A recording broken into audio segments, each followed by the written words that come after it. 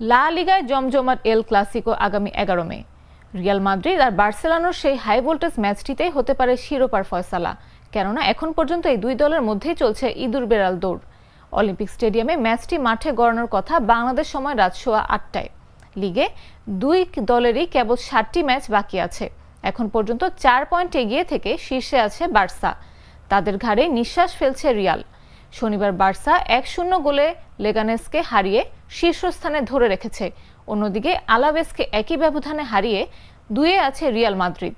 তালিকার তৃতীয় স্থানে থাকা অ্যাটলেটিকো মাদ্রিদ তাদের শেষ 4 ম্যাচে মাত্র 1টি জয় পেয়েছে, ফলে তারা এখন বার্সার থেকে 10 পয়েন্ট পিছিয়ে। সোমবার তারা রিয়াল ভালাদোলির বিপক্ষে খেলবে নিজেদের মাঠে, ওয়ান্ডা মেট্রোপলিতানো স্টেডিয়ামে।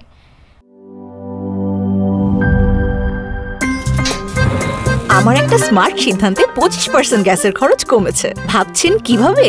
সাধারণ গ্যাস স্টোভ বদলে আমি এনেছি আরএফএল গ্যাস স্টোভ। এর সাইন্টিফিক নজল ও ব্রাস বার্নার ক্যাপ সমানভাবে তাপ ছড়িয়ে রান্না করে দ্রুত, তাই গ্যাসও বাঁচায় 25%, টাকাও বাঁচে 25%। আরএফএল গ্যাস স্টোভ নিরাপদ ও গ্যাস সাশ্রয়ী।